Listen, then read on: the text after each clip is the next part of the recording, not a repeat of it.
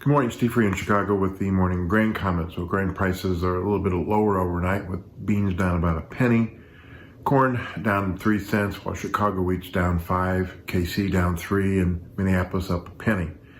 I think the number one story overnight was the UN report on climate, calling it dire conditions, and that the planet is warming up, and this might be a challenge to fossil fuels, which has crude oil sharply lower, below $61, and a lot of the grains are following the lower crude oil. As far as weather is concerned, we saw hit and miss showers in the western Corn Belt over the weekend. A strong system yesterday went across Illinois, dumping some rain in central Illinois, and I think overnight prices were lower, also trading that radar.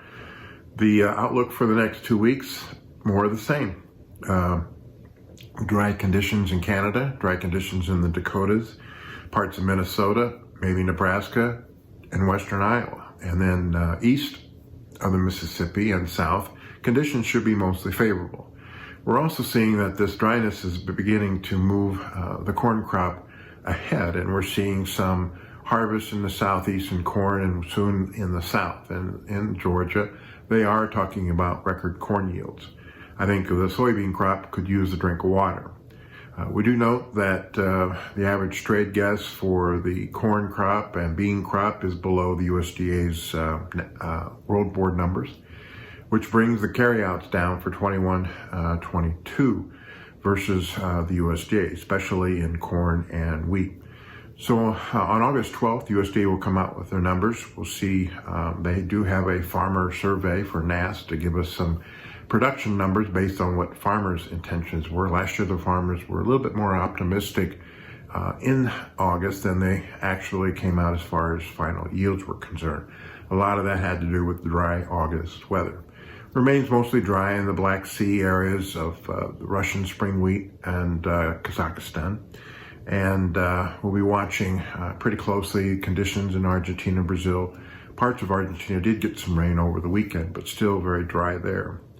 The USDA should lower world wheat production in Russia and Canada and tighten up world stocks. And a lower U.S. crop could actually tighten stocks here too. The big thing in corn and beans is what do they do with Brazil corn, and what do they do with the S&Ds as far as corn exports are concerned from the U.S. next year. Also in the beans, could see a little bit higher 2021 bean carryout due to lower crush and exports, and then we'll have to see what they do with next year's carryout also. But I think the key to the beans is not only Chinese demand, but also what the final yield is going to be. So we'll be watching inspections. We'll be watching any new sales announcements for especially soybeans new crop to China, watching the weather, watching the outside markets flow of money, and then USDA report. As always, these are my thoughts and not those of ADM Investor Services. Have a safe and profitable trading day. And remember, always treat people like you yourself would like to be treated.